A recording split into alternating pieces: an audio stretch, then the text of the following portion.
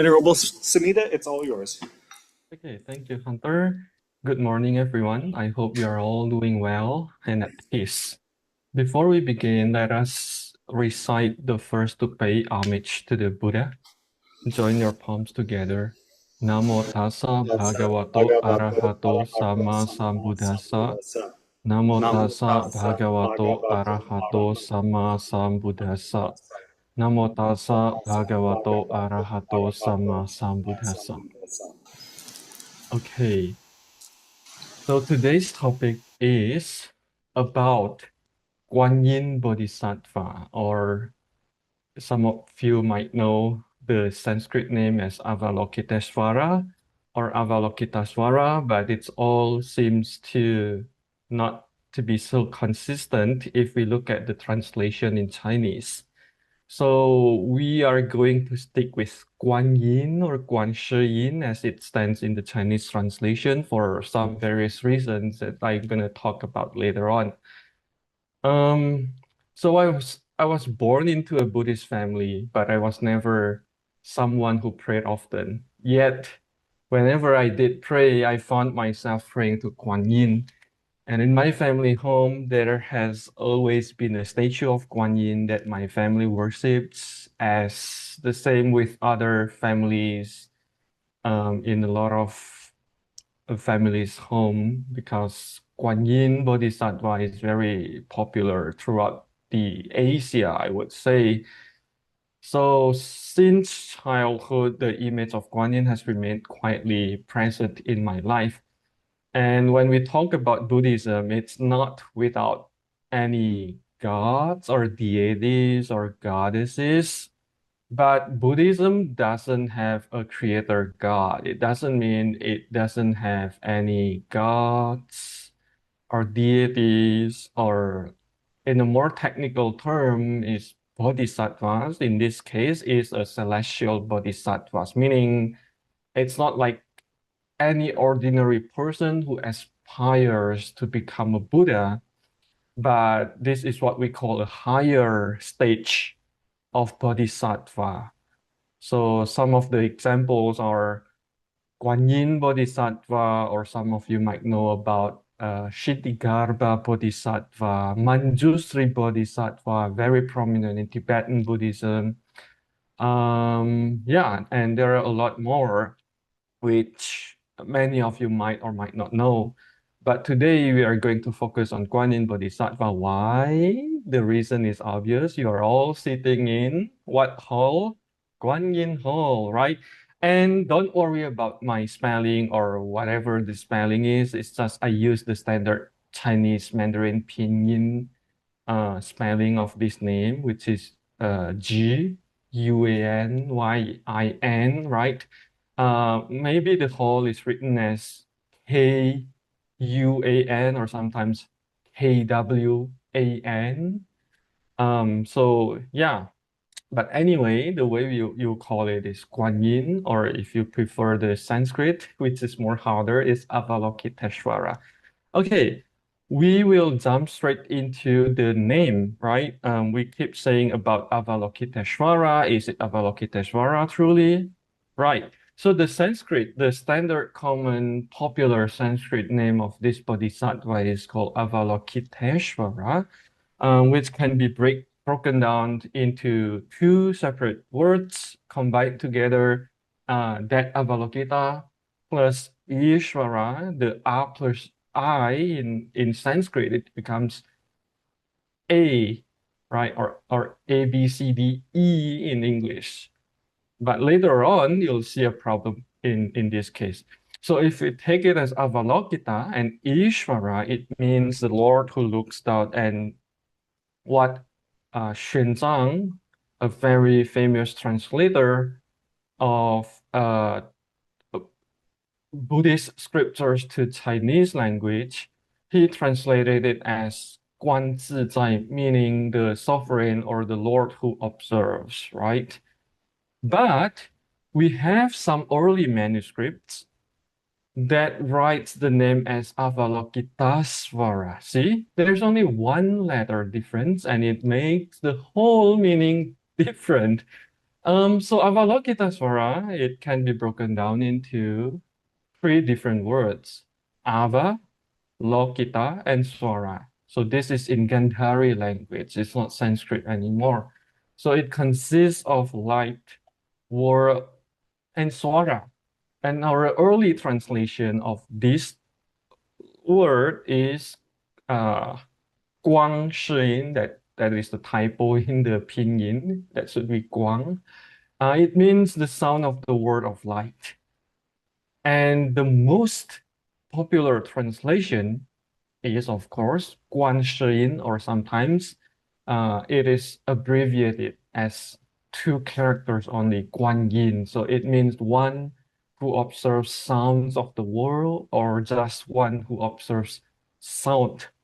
So the difference in numbers of characters in the sutra depends on whether it fits in the prose or in the verses. You know, Sanskrit, Indic language, the characters, especially in Chinese, it must fit certain number of characters in a verse or in a poem. So if it has only maximum 5 characters to fit in, then some modification has to be made, like Guan Shiyin is reduced to Guanyin, and then that form becomes very popular throughout the East Asia. So one thing that is consistent throughout the translation is the word swara, or sound, right? If you look throughout the translations, we have sound of the world of light. We have one who observes sound of the world, and we also have one who observes sound. So we can somehow say that the original word for the name is from Gandhari Avalokitesvara and not Avalokiteshvara, which has the sound in it, meaning Guanyin is a bodhisattva or a goddess, if you want, who observe the cries in the world, right? The sounds of the world, the sounds of suffering, the cries of pain to whoever prays to this bodhisattva. So instead of the Lord who observes, although it might be possible if we take the name as Avalokiteshvara. So this is something to give you a sense that um, in Buddhist translations, a lot of things might change depending on how we interpret the Indic language underneath. And one letter difference will make a huge difference throughout. So, okay. And then if we talk about the origin of Guanyin, where is it from? We have to refer to this sutra called Karuna Pundarika Sutra, or Compassion Lotus Sutra. So it's not the Lotus Sutra, it's not the Lotus Sutra, but it's the Compassion Lotus Sutra. So the story goes as the Ratnagarbha Buddha, during the time of the previous Buddha called Ratnagarbha, there's a king called Amitabha, or immeasurable purity. So the Ratnagarbha Buddha said to Amitabha king that after all these Buddhas have completely entered parinirvana, and after again the passing of incalculable eons equal to the sands of one Ganges river, at that time the world will be renamed as Sukhavati. You all know about Sukhavati, which is the pure land of Amitabha Buddha. At that time, you shall attain Buddhahood there, bearing the name Tathagata Amitayus. Okay, so now this is actually our main characters when we talk about Guanyin, because Guanyin cannot be taken as independent figure apart from his father, which is who is Amitabha. So why is this sutra uses the name Amitayus instead of Amitabha? Because we also have different names for Amitabha Buddha, but Amitabha comes out to be the most popular or famous one. So if you look at three possibilities, the first one, Amitabha, which is the name when he was a great king, right? And then the second one is Amitayus when he became the Buddha Amitabha. And the third one is, of course, the most popular one, Amitabha. So all has the same kind of meaning infinite or immeasurable. So Amita Shubha is infinite purity and it has resonance with the third jhana realm in the Rupa realm in the this higher stage of jhana called Apramana Shubha. And the name Amitabha also resonant with Apramarnabha in the second jhana realm. So the sutra uses the name Amitayus to avoid any ambiguity, because when we talk about Amitabha, some people from some traditions might think that Amitabha is just one realm in the second jhana realm, meaning the realm of infinite light. But actually, it's not, although it can have that ambiguity. So Amitayus, infinite life, will not have any ambiguity. And it is in the name of Amitabha as well that Amitabha Buddha can be understood in two different ways. The first one is the Buddha of infinite light, and the second one is the Buddha of infinite life.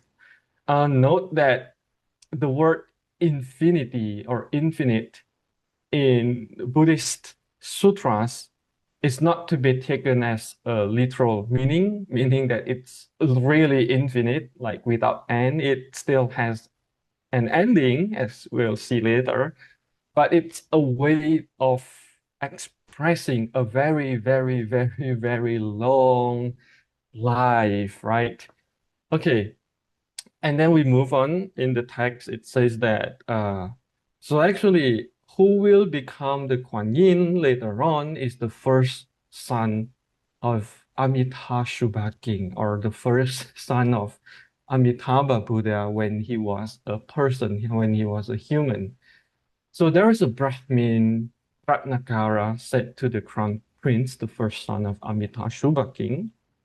Uh, he says that take these treasures together with all the various precious offerings to the Tathagata, Ratnagarbha at that time, and the community of monks. Gather all such merit and virtue and dedicate it toward unsurpassed, complete, perfect enlightenment. Through these acts of giving, one should not seek rebirth as king of the Travatimsa, or as great Brahma king, meaning one shouldn't seek rebirth to the heavenly realms. Why? Because all rewards and objects of merit that presently exist are impermanent and without fixed nature, like a swift wind. Therefore, one should use the karmic fruit obtained from this generosity so that the mind becomes free, quickly accomplish unsurpassed complete perfect enlightenment and liberate immeasurable being to enter nirvana. And the words you see in blue color is actually the definition of bodhicitta.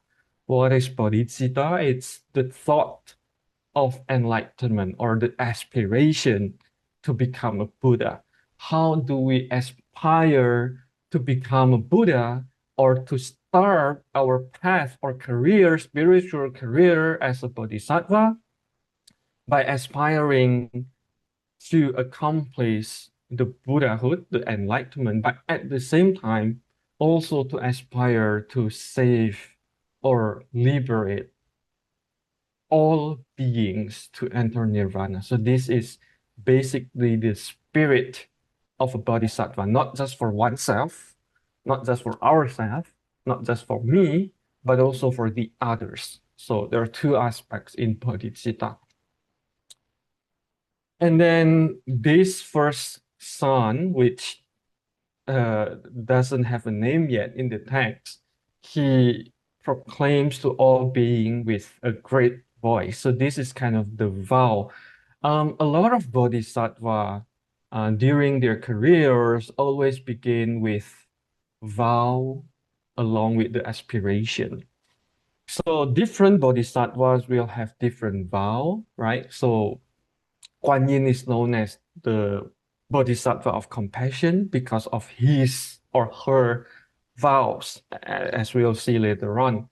And here he says, all roots of goodness that I possess, I completely dedicate toward unsurpassed, complete, perfect enlightenment. So all the merits, all the dedication, always for the enlightenment.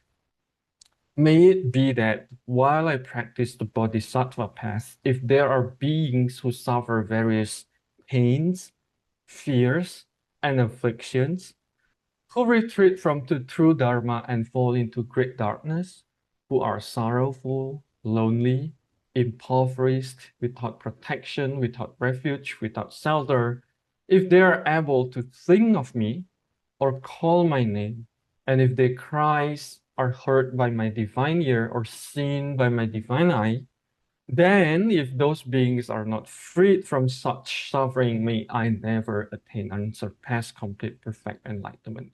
So, this is such a really, really great vow in a sense, if you think about it. Why is Guanyin still a bodhisattva and not a Buddha? Because the fact that there are still many sufferings in the world, right? And if you think about it, no one can save anyone, literally. The Buddha, with all his powers, cannot save, quote unquote, all beings. And this is the nature of the world. Don't think of it as, okay, I want to become bodhisattva, I want to save every single one in the world, every single one in the hell. It's not going to happen. And it is precisely because of it's not going to happen that Guanyin wants to make this kind of vows. So it's really a very, very uh, egoless in a sense that actually the real purpose is to stay in the Bodhisattva path, is to keep helping and saving beings. So when will Bodhisattva Avalokiteshvara becomes a Buddha? It will one day, but it's gonna take a very long time. Remember that he's going to be the successor of Amitabha. And Amitabha Buddha has the meaning of infinite life, meaning you have to wait for a very, very long time. So his father, right? His predecessor has really, really long life. And then also Guanyin's vow, which is kind of impossible to accomplish. The two combined together, well, you got this very, very lifelong bodhisattva career in helping numerous beings. So if you look at the blue color thing and call my name, thinking is related to memory or smara, and calling the name is related to sound or swara. And in Gandhari, the word swara can mean both to sing in a memory and sound in a swara, in a calling the name. So we get these two meanings. If we just thinking or contemplating on Bodhisattva Avalokiteshvara, it works as well as when we recite the name of Avalokiteshvara or Guanyin, Guanyin, it works too. And then as you can see, in the red color, the heard and seen also related to sound and look, right? So the word avalokita means to look or to observe. So that's the name. Okay, here the text goes on again. I shall now again, for the sake of all sentient beings, make a superior and excellent vow. Once Amitayus Buddha has completed his Buddha works over immeasurable eons and has accomplished what was to be done, he shall enter parinirvana without remainder. So this is the end of the era of Amitabha. And throughout the time that his true Dharma abides, I shall practice the Bodhisattva path within it, which is this time.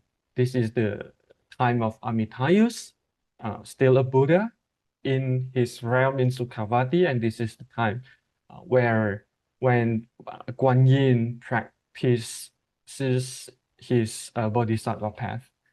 At that very time, I shall be able to perform Buddha works. When that Buddha's true Dharma perishes in the first watch of the night, then in the later part of the same night, I shall attain supreme perfect enlightenment. Of course, we can go off of tangent to talk about many Buddhas, what it means that the Buddha has a lifetime, his teaching has a lifetime, has a period. It's all of a different topic about the prophecy of Buddhahood, about the lineage of Buddhas, and so on and so forth.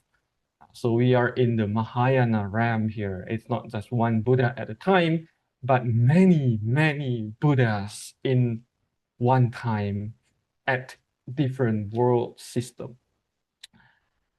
And then the Buddha Ratnagarbha immediately bestowed a prediction of Buddhahood upon him. So for a Bodhisattva to be called the real Bodhisattva, so Bodhisattva can have different meanings, whether it's just the name Bodhisattva or the real Bodhisattva. The real Bodhisattva must receive a prediction or prophecy of Buddhahood from the current or previous Buddha for them to be called the real Bodhisattva. So once this person receives prediction of Buddhahood from the Buddha, then this person is officially a Bodhisattva. Just like how our Sakyamuni Bodhisattva received a prediction from the Dipankara Buddha. Starting from that time, he is officially on a Bodhisattva path. And there is a guarantee, 100% guarantee that this person will be a Buddha in the future. So the first very, very crucial step is to receive a prediction from the Buddha, right? So this is kind of linking the lineage and successions of the Buddha. So this Buddha says, because you have observed all sentient beings in the heavens and treat evil destinies, you've given rise to a heart of great compassion. You wish to end all the sufferings of sentient beings. You wish to end all the afflictions of sentient beings. And you wish to cause all sentient beings to abide in peace and happiness. I shall now name you Guanyin, right? One who observes sounds of the world. So this is the name of the Bodhisattva career, which is very common in the prediction of Buddhahood.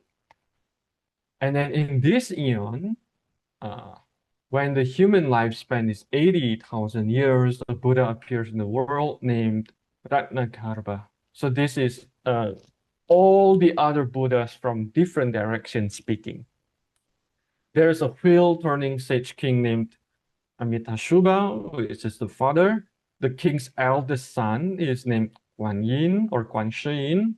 Having made offerings to the Tathagata Ratnagarbha and the community of monks for 3 months, by the power of these wholesome roots, in the later part of the second incalculable eon, he shall attain Buddhahood. And then this is the prediction of his Buddha's name. His name shall be, it's very long and unusual, translated as Universal All Bright Merit Mountain King, and his word shall be known as accomplished in all jewels. So not Sukhavati in one word, but it's a very long, even in Chinese, it looks weird too, but this is what it is.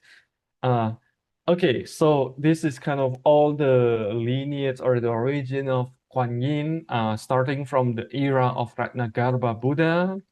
And then during that era, there's a king Amitabha, which then become Amitayus or Amitabha, resides in the Sukhavati realm. And then his first son, which then become Guanyin Bodhisattva. And then that's the Buddha's name, and that's his realm. And then this king also has the second realm, which is called Mahastamaprapta Bodhisattva or 大势至菩萨 in Chinese.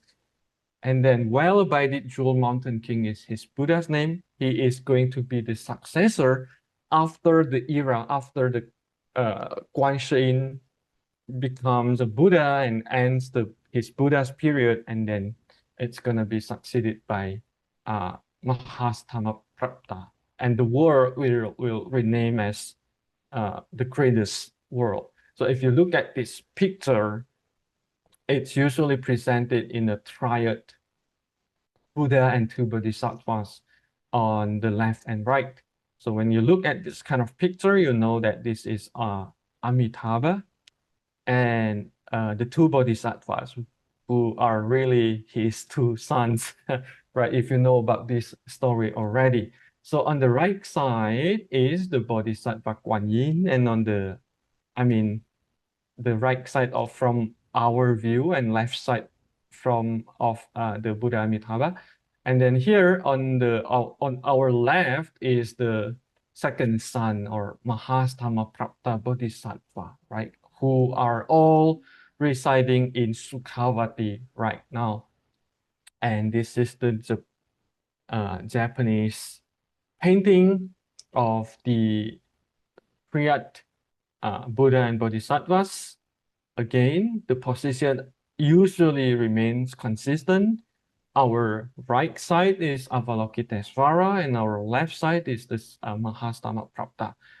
Today's topic is about this character right here. So we are not going to talk about Amitabha or Mahastamaprapta. That's for a different occasion. Okay, and then this is a very early sculpture in Gandhara, which we are not sure whether the triad is Amitabha, Avalokiteshvara, or and Mahastamaprapta. But if we look from today's perspective, people tend to project today's understanding onto the ancient sculpture, which Amitabha and Avalokitesvara might not have existed in the first place, but it could be a possibility. And this is the inscribed pedestal with the first known occurrence of the name Amitabha Buddha, dated to the 2nd century CE. So actually the appearance of Amitabha is quite early, and there's no doubt about it. It's if you hear that people from another tradition in Buddhism that says Amitabha doesn't exist, Avalokiteshvara doesn't exist, don't never mind it, because actually the evidence is quite secure. It's just a matter of different sectarian agenda. So it says here in the one of the, if you look at the red square here, it says of the Buddha Amitabha very, very clearly. So this is the Mathura statue, which is usually they use a red stone compared to the Gandharan sculpture, which use the gray schist. But the appearance of Avalokitesvara from the early period is it remains questionable. We have this statue that has inscription. Inscription is really, really helpful in identifying what the sculpture or what the figure is really about. So it says Dhamitrasha Olo Ishpare Dhana Mukhe Buddha Mitrasha Amridai, meaning gift of Dhamitra for the immortality of Buddha Mitra. The hardest part is the word Olo Ispari. So people will say that this is actually referring to Avalokitesvara. Others will say that this refer to a place like a toponym. So anyway, one possibility that Avalokitesvara might have existed at a very early period in the sculpture, but to be certain, Guanyin as a goddess individual figure became very, very popular in China, started from China, not from the India. Okay, speaking of Guanyin, it is hard to not referring to the Lotus Sutra because this is where he appears very, very prominently. And here it explains about the name Guan Shi Yin. It says that if this is the sutra saying If there are those who recite the names of this Bodhisattva Guanyin, even if they enter great fire, the fire will be unable to burn them. If they are swept away by great waters, they will immediately attain shallow ground. If there are countless sentient beings who, seeking gold, silver, and so on, enter the great ocean, if a black wind blows their ship and so that it drifts into the land of spirits, if among them there is even one person who calls upon the name of Bodhisattva Guanyin, then all these people will be liberated from the danger of the spirits. For this reason, he is named Guanyin, one who observed the cries of the world. So the way to pray to Guanyin is by reciting the name, calls upon his name, or just remembering his name. And we have here fire, waters, wind, spirits, danger, and many more in the text. Uh, we will be safe from those dangers. And then if there are sentient beings in any land who should be liberated by the body of a Buddha, Bodhisattva Guanyin immediately manifests in the body of a Buddha and teaches the Dharma. So this is kind of the inclusion of Buddhism towards the other traditions or religions as well. So it basically says when every single person has different preference, people will have different preference to whom they want to study, right? To whom they want to practice. Some people prefer fellow lay practitioners to be the teacher. Some people will prefer a monk to be the teacher. Some people will prefer a bodhisattva and arhat. So we have all this kind of manifestation. In the body of solitary Buddha, arhats, Brahma King, Indra, Maheshwara, an elder, a householder, government official. Do you all like that to study with a government official? I don't know. And the bodies of a monk, nun, lay devotee, a woman, a young boy or a young girl, a deity, human, non-human, and bodhisattva Guanyin will manifest in that body. So oftentimes we know that after reading all these kind of sutras that we'll never underestimate whoever it is among us. They could be the manifestation of a Buddha or Bodhisattva that we'll never know, who is testing us, right? Who is being so humble to teach us some kind of lesson. So if we think about it in this way, not because we are superstitious, but because we want to practice our humbleness and that kind of thing, then it's gonna be very, very useful in our life. We'll never underestimate anyone anymore. Okay, so if we look at this ancient statue from Gandhara, how can we know that this is a bodhisattva and it's not a Buddha? Of course, the Buddha doesn't look like this. The Buddha has a particular way of looking. And second, how do we know that this is Avalokitesvara? First is the headdress. Avalokitesvara wears a Buddha statue on their head. Yeah, right. So there's a Buddha statue headdress. And then second, there's a jewelry necklace. So this is a sign of Bodhisattva because the statue of Bodhisattva is depicted from the princely figure when our Buddha was a prince, right? If you imagine in India what the prince looks like. Why does the Buddha has a very long elongated earlobe? Because prince and king royal wears a very heavy earrings, right? Today's earring is just so small, so tiny, it doesn't put any weight on your ears, but in previous time, it's really, really heavy. And even when he has become a Buddha, the ear has already become so long from that many years of wearing the heavy earrings. Okay, and then one of the, we call it implement of Avalokiteshvara is lotus flower. That's why sometimes Guanyin is also called the lotus-bearing Bodhisattva, right? And then of course the sandal. Okay, here are some of the Guanyin statues in India or Gandhara, but still in a male form. So now we are proceeding to another subject matter, which is whether Guanyin is a male or female, right?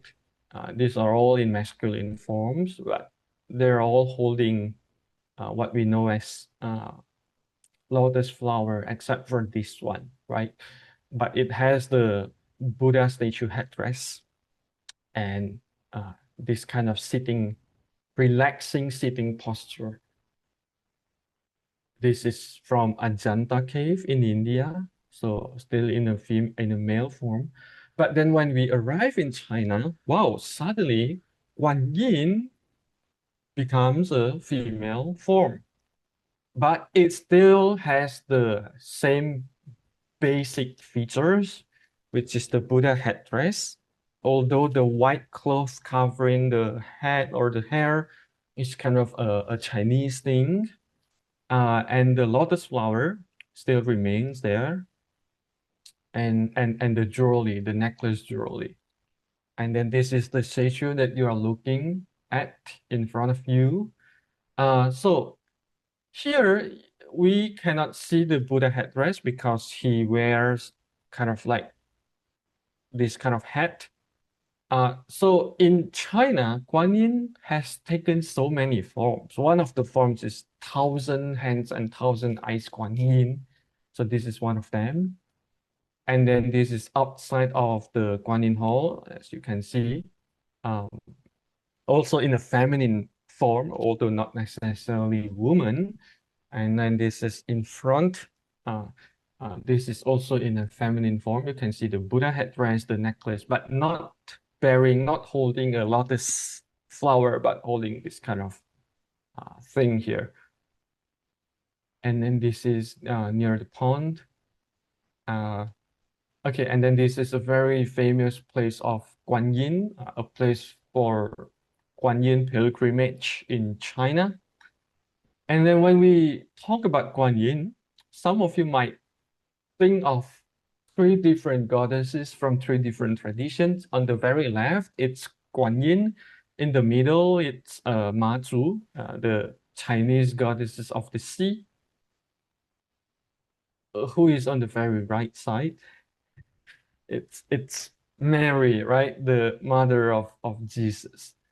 So Guanyin in China takes so many forms. One of them is Guanyin who holds or protects a son or child, or Guanyin who gives a son or child to the family. So this is Mary and Jesus is not Guanyin, but you cannot really tell the difference because it has taken a form in a feminine or female form.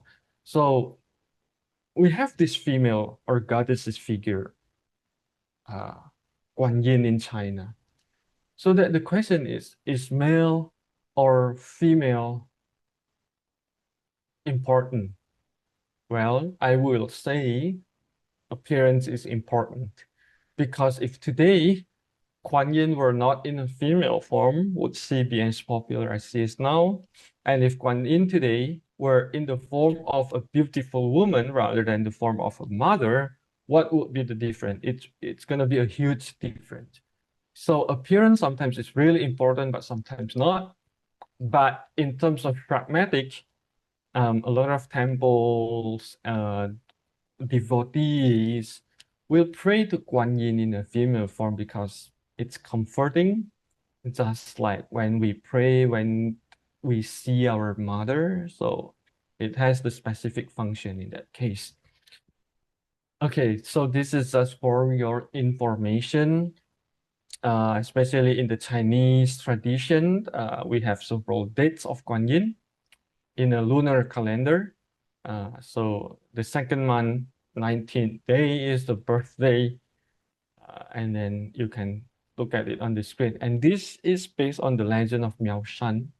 the last human incarnation of Guanyin. So this is more of a legend rather than a historical fact or based on the sutra, right? Okay, and when should we pray to Guanyin? We oftentimes think that the Buddhists don't have anything to do with prayer and stuff like that. But I just want to bring your attention to this. What I'm going to say is, during a flight, if the airplane encounters severe turbulence and you're overcome with fear, what would you do? I wonder. I'm really curious. People sometimes really think, oh, I'm gonna meditate. Can you? Can you focus on your breath and remain calm during this kind of situation, emergency, right? So prayer is the fastest way to cope with this kind of thing. Different religions will pray to different gods or deities immediately, as that is the easiest way, right? So for me personally, I will pray to Guanyin because of his vows. Whoever who are in danger, call upon my name, and if these cries and prayer are heard by me, then they will be saved. Okay. And then for women, when delivering a baby, what do you do, especially during the moments of pain, fear, and uncertainty? Meditation, maybe if you're an expert, but for common people, pray. What your family will do for you, pray. Believe me, no one will meditate for you when you're delivering a baby, but people will pray for you. Pray to who? Depending on the religions, right? Pray to God, pray to Guanyin, pray to Amitabha, pray to the Buddha, and so on and so forth, right? So, okay, one of the features of Bodhisattva Guanyin is the willow branch and water face. So the symbolism is actually to cool off the fever of affliction. So there's a rhetorical question, who doesn't yearn for such coolness in the middle of the burning heat? So the world is like a burning house, that's one simile. But the other simile is that human minds are filled with torment. We are constantly tormenting ourselves with anger, hatred, all kind of distress, which doesn't need to be there in the first place. So if we have anger in our mind, I think take a cool shower is a great way to cool off our mind and brain. And then this is the kind of the meaning when you attend a Buddhist ceremony, in which the monastics, usually the head monk, will kind of like do this kind of action, right, with holy water. The symbolism is that kind of thing, as a blessing and as a cooling off. Okay, so belief in Guanyin is actually to practice Guanyin. So we are now moving on a more Buddhist way, in a sense, not just praying and asking. So instead of just asking for help in temporary emergencies, one should practice the Bodhisattva path so that one can receive the Bodhisattvas, if you can see the word in bold, spiritual response or grace. It's very hard to translate this very Asian thing, very Chinese thing of saying, excuse me, of grace. So I think in Christianity, we have the grace from God. So this is kind of the same thing, right? The effect, the result of the prayer will be there if one practices the path of Bodhisattva. So what is the path of Bodhisattva? It's actually called the Great Compassion Dharma Gate, meaning whenever one sees the suffering of human beings, regardless of their relation to oneself, one can extend equal compassion to them wishing to alleviate their current distress, and so on. And maybe some people will object about saving beings, helping beings, and stuff like that. If I have no power and no money, how can I help? But in truth, none of these are reasons for being unable to offer compassion assistance. So here is an example. If you see a child fall into a pit, do you lack the strength to help them up? Even if you do lack the strength to help them up, do you lack the strength to call for help? So if we possess a heart of compassion that seeks to relieve suffering, we will never ask how much strength we have. We'll simply act in a grounded, down-to-earth manner according to our capacity. So it's never about power, wealth, time, and stuff like that. It's about whether we are committed or not. So, and then the thing that we want to do is to extending our sympathy into impartial compassion. So this can be done in two ways. The first way is to seek interconnectedness. So if we observe the relationships between people, it's not difficult to discover the deep interconnectedness between oneself and others. When one truly sees through this interrelatedness between self and others, no matter whose suffering it is, compassion will naturally arise.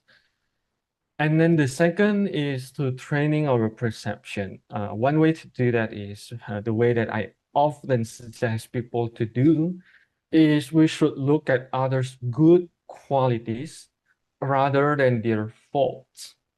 Look for their good side. People always possess some virtues. Not all people are good or completely bad, right? So no one is entirely without error. No one is perfect either.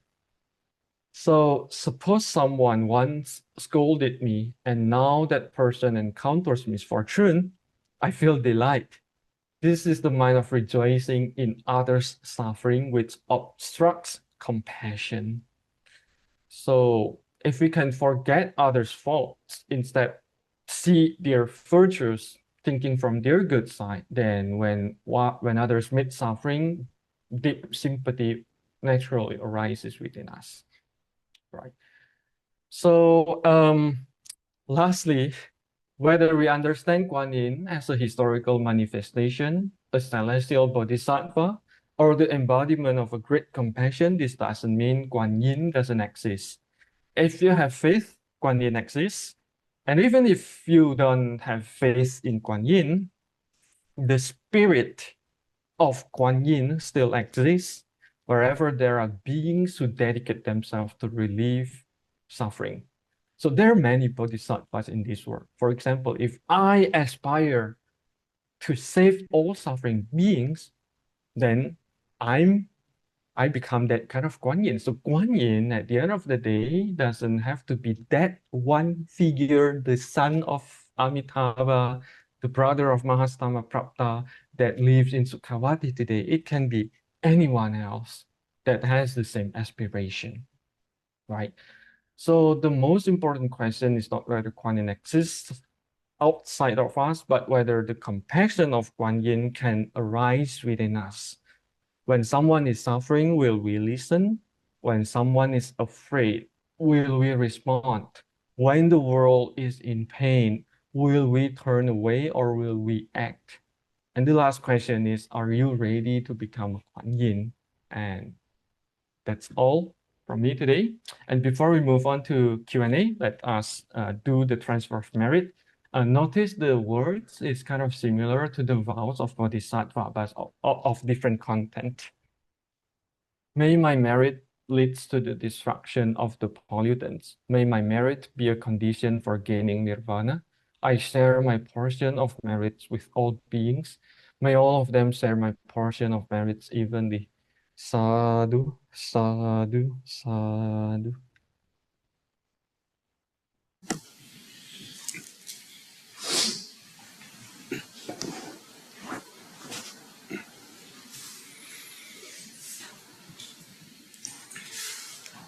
Already?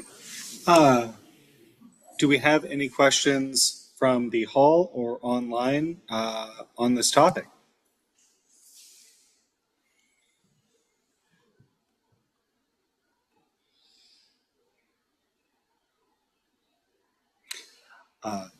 Well, I had a question. I know that you mentioned that the Lotus Sutra is a good features Guanyin heavenly or heavily. Are there any other sutras that are like focused on Avalokiteshvara or Guanyin that you can think of? Yes, but a lot of them are in Chinese translation. So like Karuna Pundarika Sutra is one of them. That points to the origin of Avalokiteshvara. And the one of the chapter in Lotus Sutra, not all of them, which is called Pumenjin. I think it's chapter 19 that focuses on Guanyin. And yeah, I think those are the two obvious ones. Yes.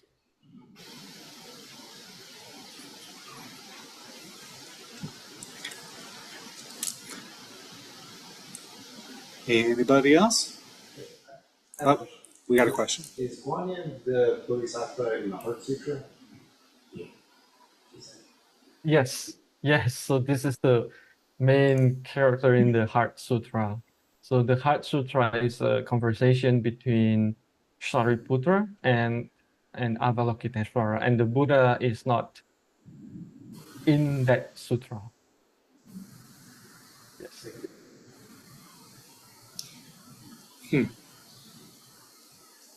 Uh, okay, so actually, that's a good question because something that comes to mind from that, it seems interesting. Avalokiteshvara being the Bodhisattva of compassion is the subject providing the wisdom in the Heart Sutra, um, as opposed to like a different Bodhisattva. Is there any particular reason why like Avalokiteshvara would be that person?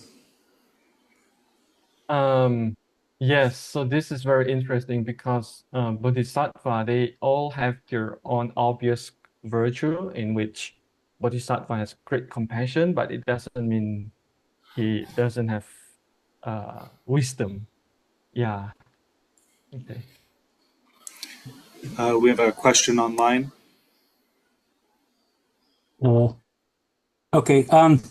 Venerable, I think you started your talk with one definition of the Bodhisattva. You said it's someone who has their ears attuned to the cries of suffering in the world, if I'm not Yeah. mistaken. So Yes. this is I kind of want to ask a general wide question, and I kind of want to ask a question specific to me that's pretty personal. To keep it real, I'll keep it somewhat, or I'll start out somewhat personal. Um, a few months ago, I was recalling in the middle of the night a memory I had of my mom uh, in our early family when we were much younger. She was crying out at night, and I won't go into details, but she was suffering some real pain of different kinds, and it really struck me strongly. Um, but then also more generally, I know the whole world, unfortunately, is filled with kind of cries of exasperation and suffering. So I guess my question for you is whether we're becoming aware either the cries or the sufferings of people right immediately in our lives, our closest ones, or more generally, the cries of suffering of people in the world. Like sometimes I feel like it's overwhelming, all that suffering and all that pain. So I guess my question for you more generally is aspiring bodhisattvas, how should we respond? How do we deal with? Um, how do we process? Yeah, how do we best respond to all those what can be extensive, weighty cries of suffering in the world? Yes. Yeah.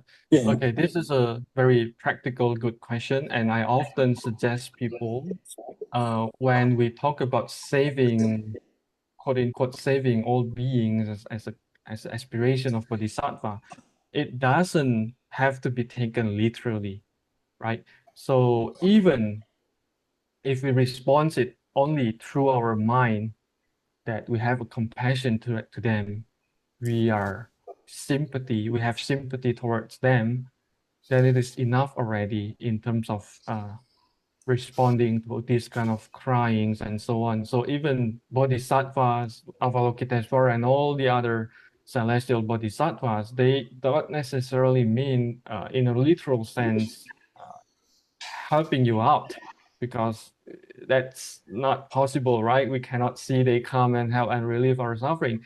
But knowing that there is someone or there are bodhisattvas out there that who are still care, it's still comforting in our heart. So yeah, I think this needs to be clarified when we as someone who aspires to be a bodhisattva, it doesn't really mean that we have to help out in a real sense out to the world.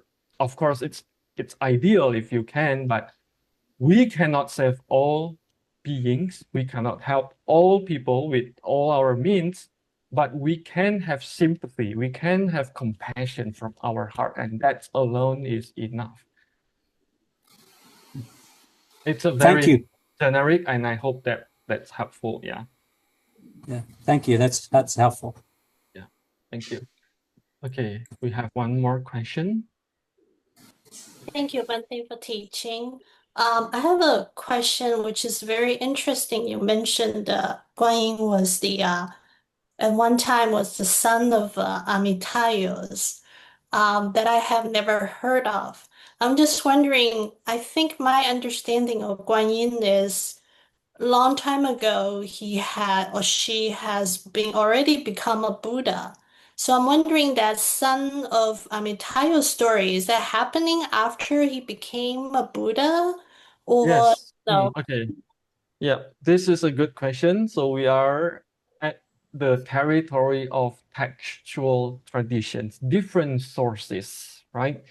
I think your sources, I know that sources, it comes from, if you're talking about historical period of a text, it composed at a later period. Then our very source in Karuna Pundarika Sutra. So Karuna Pundarika Sutra is kind of authentic in a sense. It's earlier and it's from translation from the Indic text. And the text that says the Bodhisattva Avalokiteshvara has been a Buddha for a very long time since the beginning. It comes from a later text. Sometimes it can be a contradiction, but sometimes, depending on how you read the text, you can say that happens.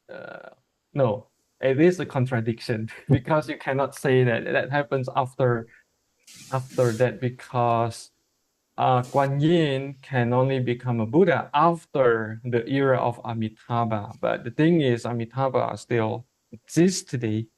So yeah, a different textual tradition depending on how you want to believe it.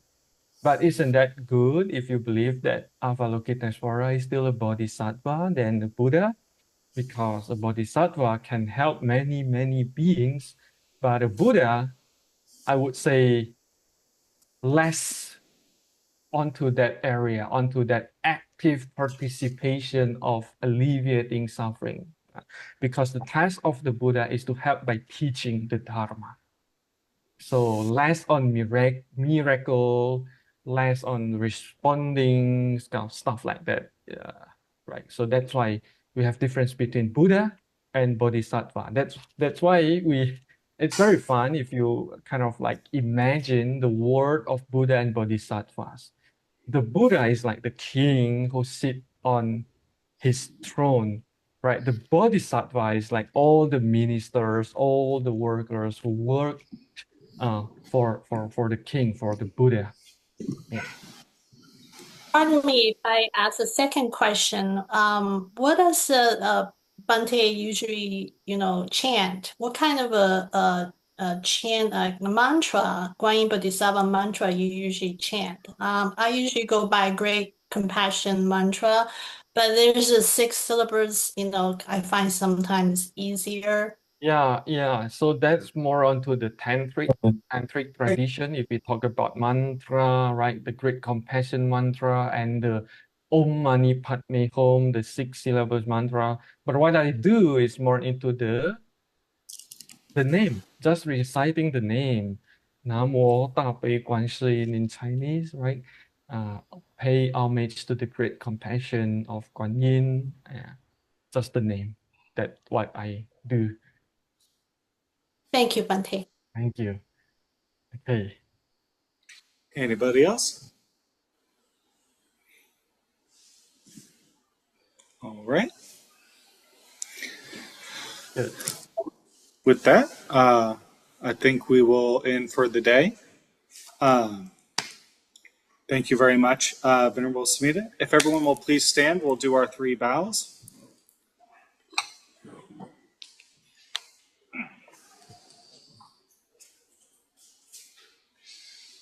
3 bows to the Buddha, the Dharma, and the Sangha.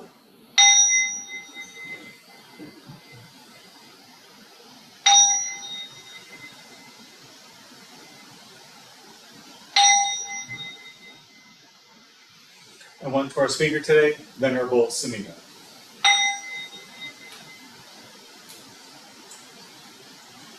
Thank you all very much. Have a lovely day. Have a good weekend.